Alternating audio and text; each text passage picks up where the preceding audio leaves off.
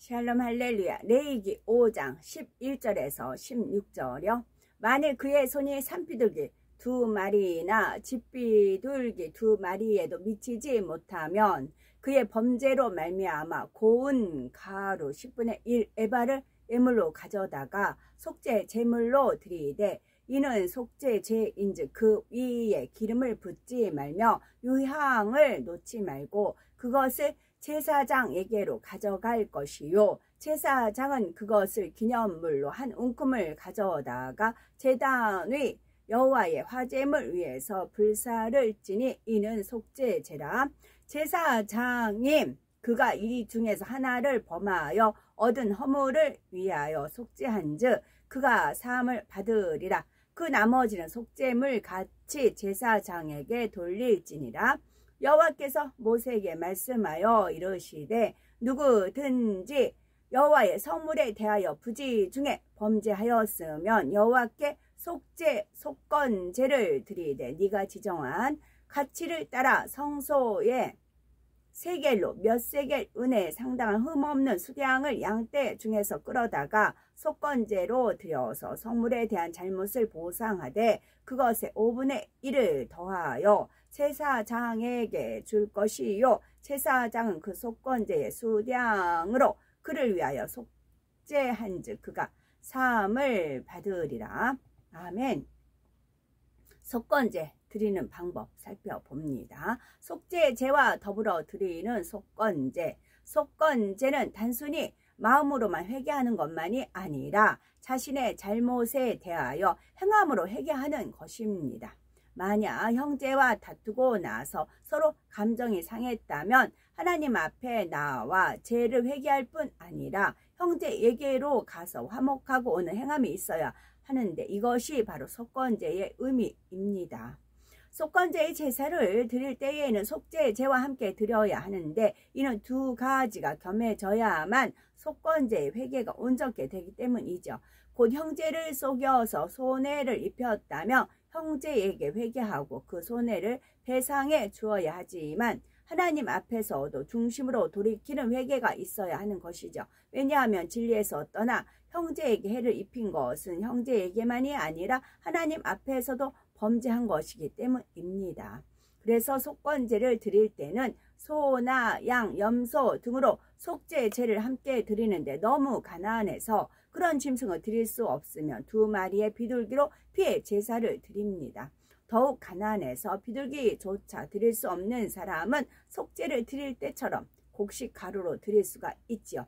물론 속죄제는 제사함의 제사이기에 그 제물은 당연히 짐승으로 드려서 피해 제사를 드려야 하지만 아무리 가난해도 제사함을 받아야 하겠기에 가루로라도 드릴 수 있도록 긍휼을 베풀어 주신 것입니다. 가루로 속죄제를 드리는 경우에 기름과 유향을 더하지 않는 이유가 있습니다. 그런데 이렇게 가루로 속죄제를 드릴 때는 소제로 가루를 드리는 경우와 차이가 있습니다. 소제로 드릴 때는 제물을 향기롭고 윤택하게 만들기 위해 반드시 기름과 유향을 더하게 되어 있지만 속죄제로 드릴 때에는 기름이나 유향을 놓지 않습니다. 왜 그런 것일까요? 속죄의 제물을 단위에 불사르는 것은 그 죄를 불사르는 것과 같은 의미이기 때문입니다. 죄를 불사르는 제사에서 그 제물의 유향과 기름을 더하여 윤택하게 할 수는 없는 것이죠. 이렇게 가루에 유향과 기름을 더하지 않는 것은 영적으로 볼 때 하나님 앞에 회개하는 사람들이 어떤 자세로 나와야 하는지를 알려주고 있지요. 열왕기상 21장 27절 보면 아합 왕이 하나님 앞에 회개할 때 그 옷을 찢고 굵은 배로 몸을 동이고 금식하고 굵은 배에 누우며 행보도 천천히 했습니다. 두렵고 떨림으로 마음을 찢으며 회개하니 겉으로도 겸비한 행함이 드러나게 되는 것이죠. 만약 우리가 하나님 앞에 회개한다 하면서 오락을 즐기고 기름진 음식과 화려한 것을 탐하거나 사람들과 어울려서 웃고 농담을 주고받는다면 하나님께서 네가 정녕 중심으로 돌이키는구나 인정하실 수 있겠는지요. 참으로 마음을 찢으며 회개하는 사람이라면 당연히 근신하고 절제하여 자신을 낮추게 됩니다. 말 한마디 행동 하나까지도 조심하여 하나님 앞에 삼가는 행함을 보이게 되는 것이죠. 이처럼 우리가 회개할 때에는 어떤 자세로 나와야 하는지 알려주시기 위해 속죄제로 드리는 가루에는 기름과 유향을 더하지 말라 하신 것입니다. 속건제를 드리는 경우와 구체적인 방법을 살펴봅니다. 속건제를 드리는 경우 진실한 증언을 하지 않았을 때, 부정한 것에 접촉했을 때, 맹세했을 때 경우였지요.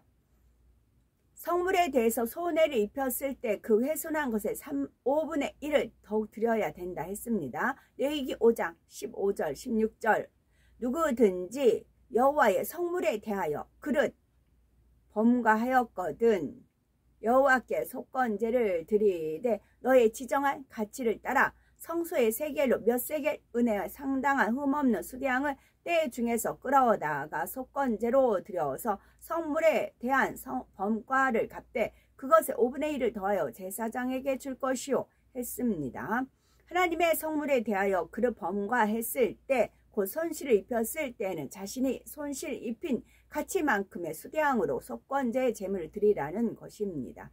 성물 곧 성전 안에 있는 기물들은 하나님의 것입니다. 오늘날도 성전에 있는 헌금 봉투 한 장, 화장실에 휴지 하나, 심지어 물 한 방울이라도 다 하나님의 재정으로 공급되는 하나님의 것이므로 개인의 유익을 위해 쓸 수는 없다는 거죠. 특히 우리 중에 하나님의 재정을 맡아서 관리하는 분들은 항상 주의하셔야 할 일이 있습니다. 하나님의 재정은 철저하게 따로 관리해야지 사적인 비용과 섞어서 임의로 쓰고 채워놓고 하는 것이 아닙니다. 혹여라도 며칠만 쓰고 금방 채워 넣으면 되지 하고 교회 재정을 개인적으로 사용하는 일은 결코 없어야 하는 것입니다. 성교회나 기관의 회계도 마찬가지이지요. 일단 개인적으로 하나님의 재정을 이용하는 일이 생기면 이는 즉시 사단의 송사거리가 되고 연단이 와서 개인은 물론 전체에 의해 재정의 축복이 막히는 것입니다. 또 어떤 행사건에 재정을 타서 사용한 후에 남았다면 다른 행사에 쓸 일이 생겼다 해도 자기 임의로 쓰는 것이 아니라 일단 반환한 후에 다시 청구해서 써야 하지요. 여기서 제가 많이들 아시는 분인데 저쪽 그 누구죠? 천씨 그 교회에서 무슨 이제 그 모이는 그 수련회인 거 뭐가 있었어요. 그래서 돈을 35,000원인가 내는 게 있었어요. 저도 이제 냈어요. 근데 그 호텔에서 취소가 됐어요. 그래서 저쪽 지방에 어디 수련회인가 거기서 우르르 했어요. 근데 거기는 이제 뭐 그 무슨 홀 같은 데서 몇 명이 겹쳐서 자야 되고 식사도 부시라고 막 그래요. 그랬을 때 아니 35,000원은 그 호텔에 비해서 거둔 거니까 이거는 그렇지 않으니까 10,000원이라도 돌려줘야 되는 거 아닌가? 그런 생각을 했어요.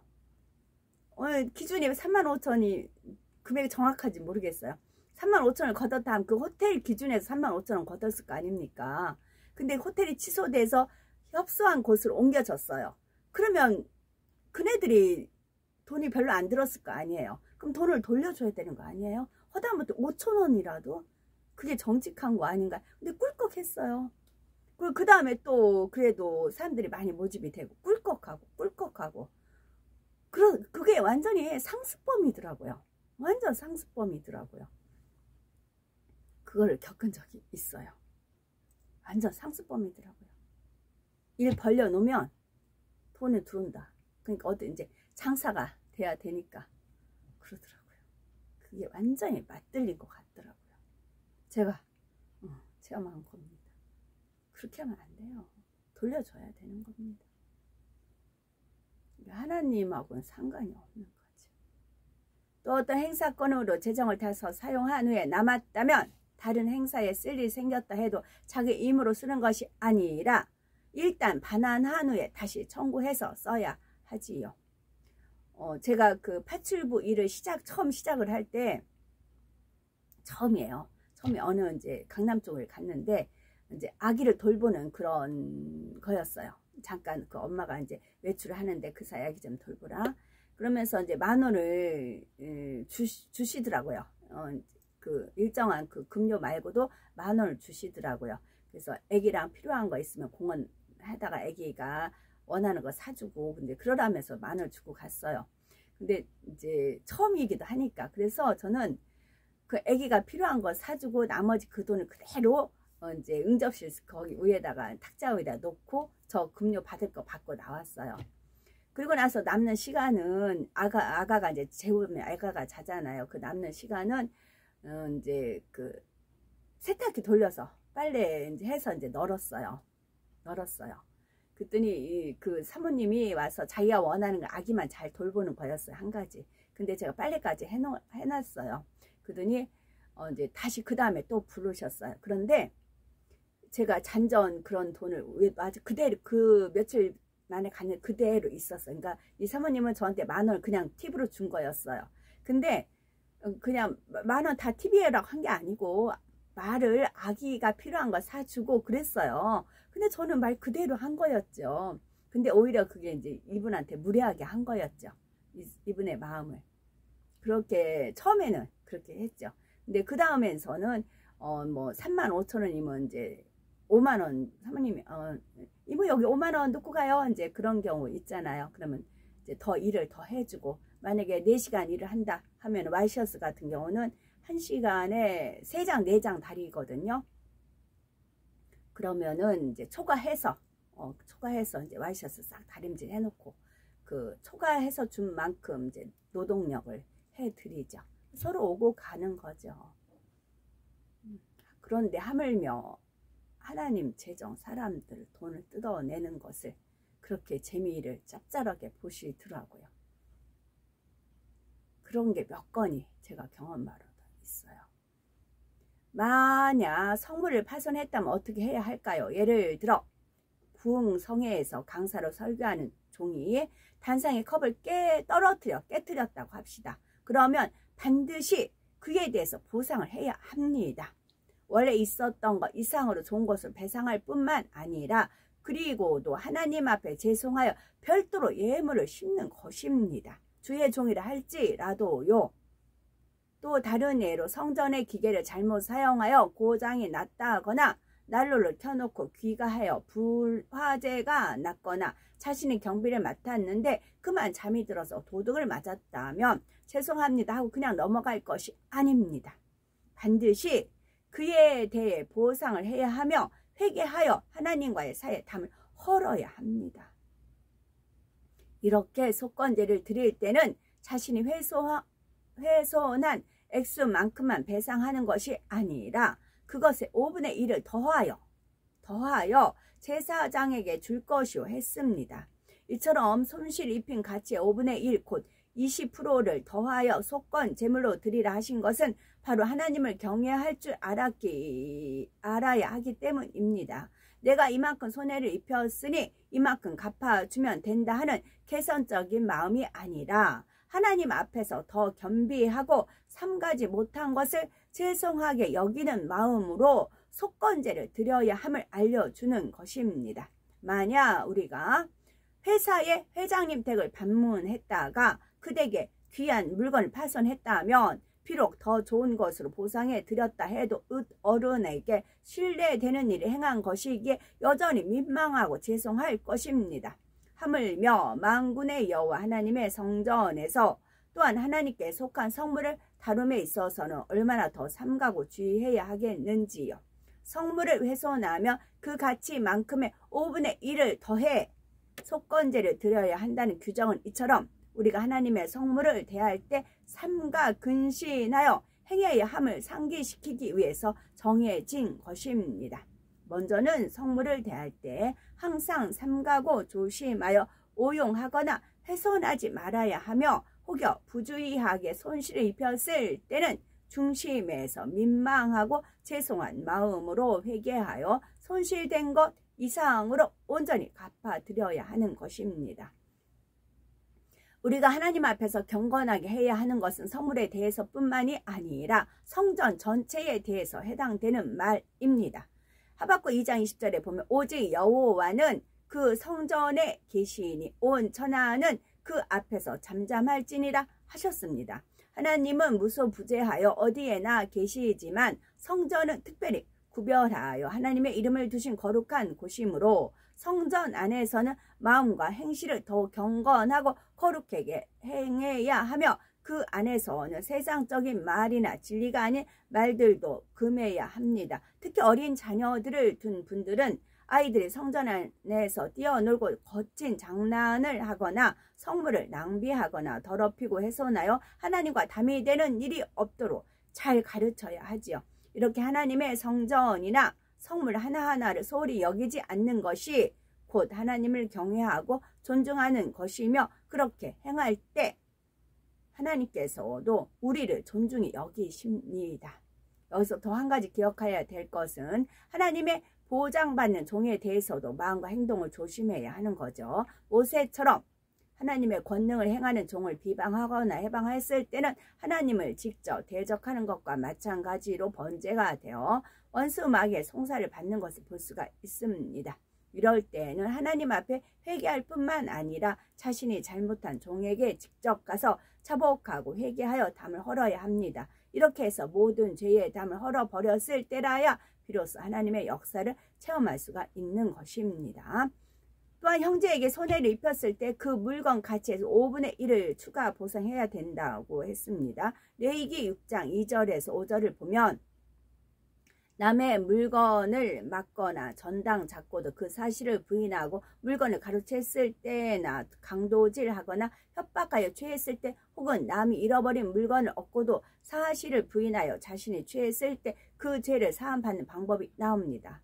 물론 하나님을 믿는 사람이 이런 죄를 고의로 범했다는 것은 있어서는 안 될 일이며, 여기서는 하나님을 믿기 전에 잘못했던 것을 회개하거나 부지 중에 남의 것을 취한 후에 스스로 깨달았을 때 회개하여 사함받는 방법을 말합니다. 이런 죄를 범한 것이 밝혀지므로 그 죄를 속하려면 번제한 물건만이 아니라 그 물건 가치의 5분의 1을 더하여 원래 주인에게 돌려보내야 하는 것입니다.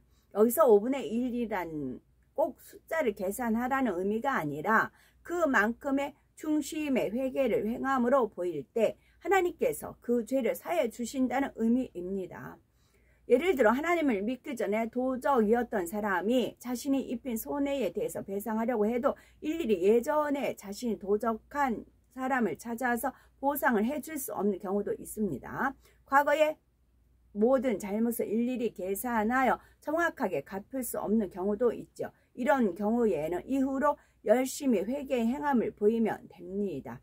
자신이 일해서 떳떳하게 번 돈으로 열심히 하나님의 나라를 위해 드리며 또한 어려운 사람들을 위해 열심히 구제해 나가면 되는 것이죠. 이렇게 회개의 행함을 최선을 다해 쌓아 나갈 때 하나님께서는 그 중심을 인정하시고 죄를 사해 주시는 것입니다. 하나님께서는 온전한 예배와 예물을 드리고 온전한 십을조를 드릴 때 우리의 영혼이 잘되게 하시며 범사에 잘되고 강건하여 복을 쌓을 곳이 없도록 축복하신다고 약속하셨습니다. 그러므로 우리는 말씀을 통해 우리의 예배와 예물을 하나님께 기뻐하시는 방법대로 드리며 더 나아가 우리의 삶 전체를 하나님께서 기뻐하시는 산 제사로 드림으로 항상 풍성한 사랑과 축복 가운데 거한 우리가 되어야 되겠습니다. 안목의 정욕, 이생의 자랑, 육신의 정욕을 버려야 된다. 그런 말씀을 이제 전편에 읽어드렸습니다. 그러면 대체가 있어야 돼요. 대체 식품, 어떤 걸 우리 주문했을 때도 그게 이제 품절됐다면 대체 식품 그런 거 있잖아요. 버려라 하면 어떻게 버려야 되냐. 그러니까 귀신이 이제 나갔는데 물이 없는 곳을 거하게 했는데 자기가 소대된 집으로 다시 돌아온다. 그 말씀 있잖아요. 집으로 돌아와서 더 악한 귀신 이제 들어와서 그런 이제 표현이 있잖아요. 그럼 우리가 육신의 정욕, 안목의 정욕, 이생의 자랑을 버려요. 그럼 무언가를 채워줘야 돼요. 아니면 뭔가를 채우면 이건 버려집니다. 이거는 이제 기도 중에 하나님께서 알려주신 거였습니다. 반대가 무엇이드냐 하면서 하나님 말씀으로 풀어주셨습니다. 근래 카톡 듣는 전에 초창기 때 그 말씀 드렸는데 다시 한번 알려드릴게요. 육신의 정욕을 버리려고 한다. 육신의 정욕. 그럼 반대가 있어요. 마태복음 4장 4절. 예수께서 대답하여 이르시되 기록하였을 때 사람이 떡으로만 살 것이 아니요 하나님의 입으로부터 나오는 모든 말씀으로 살 것이라 하였느니라 하셨습니다. 그러면 우리가 하나님의 말씀을 채우면 육신의 정욕은 빠져나갑니다. 또한 이생의 자랑이 있죠. 이생에 내가 이렇고 이생의 자랑이 있죠. 그러면 히브리서 6장 5절에 하나님의 선한 말씀과 내세의 능력이라는 표현이 나와요. 내가 이제 저 같은 경우는 자랑할 게 전혀 없어요. 정말 전혀 없어요. 누가 봐도 없습니다. 그런데 내세의 능력, 하늘나라에 저는 이제 집을 생각을 합니다. 핑크성은 이제 거하는 게 아니고 그거는 박물관 같이 이제 헤브라님과 있었던 그런 것도 아마 전시되고 그럴 거예요. 이제 그런 거기 때문에 그렇고 단지파들이 이제 모이는 그런 장소이고 저 집은 있다고 했죠. 남보석과 옥수로 되어 있어요. 남보석과 옥수. 파란데 거기에 핑크로 되어 있어요. 핑크 보석으로. 너무 예뻐요. 그래서 그 집을 늘 바라봐요. 저는 이 땅에 자랑할 게 하나도 없어요. 근데 그 집 하나만 바라보면 됩니다. 저는 그 집만 바라봅니다. 그 다음에 안목의 정욕. 안목의 정욕이 문제죠. 일단 눈으로 보면서 들어오니까 선악과를 바라봤을 때 일단 바라봤기 때문에 시작이 된 겁니다. 안목의 정욕을 차단을 하려면 너희 에베소서 1장 18절 말씀입니다. 너희 마음의 눈을 밝히사. 우리 마음의 눈을 밝혀야 눈이 열려야 돼. 다 눈이 닫혔었던 거예요. 눈이 밝히사 그의 부르심의 소망이 무엇이며 또 성도 안에서 그 기업의 영광이 풍성함이 무엇이며 그러니까 하나님이 나를 부르신 것이 무엇이냐 그 소망을 가지고 있고 또 그러다면 기업의 영광의 풍성함 천국에서 받을 그런 그 영광 그 풍성함을 바라보면 이 안목의 정욕이 그러니까 연예인 집 막 자랑하는 거 쭉 나오면 부럽죠. 어머 이제 어떤 거는 뭐 이거는 미국에서 그 집배 해서 온 거래요. 근데 안 비싸다고 막 그래요. 그러면서 이제 그분은 본인이 부모한테 물려받은 유산도 있고 또 뭐를 운영한다더라? 스포츠 센터 뭐 그런 걸 운영하는 그런 이제 배우였어요. 집을 공개하는데 막 그래 다 이제 외제 명품 외제 막 그런 거 뻑이고 싶죠. 그런 거 있으면 뻑이고 싶을 거 아니에요. 근데 그런 거 바라보면 누구나 부럽죠. 똑같은 사람인데 부럽죠. 근데 그것은 우리는 내 부르심의 소망, 천국의 소망을 두면 이건 차단이 될 수가 있습니다. 그래서 안목의 정욕, 이생의 자랑, 육신의 정욕을 없애야 되잖아요. 그러려면 말씀, 육신의 정욕 대신 우리가 말씀으로 채워져야 되고 이생의 자랑, 이 땅에서 자랑할 거 없어요. 그러나 천국에 가면 난 이렇게 집이 있다. 주님 옆에 산다. 뭐 그런 걸로 채우시면 되고 안목의 정욕은 바깥에서 보는 눈을 이제 차단하고 내 마음의 눈을 열면 됩니다. 내 마음의 눈을 열어서 내가 왜 이 땅에서 살아야 되며 인간 경전을 받는 이유가 무엇이며 상대성을 배우기 위해서 그런 것을 채워지면 그리고 이걸 가지고 기도를 하시면 하나님께서 은혜와 능력과 또 성령의 도우심으로 충분히 우리가 천성을 향해서 날마다 천국의 침노에 들어갈 수가 있답니다. 아멘.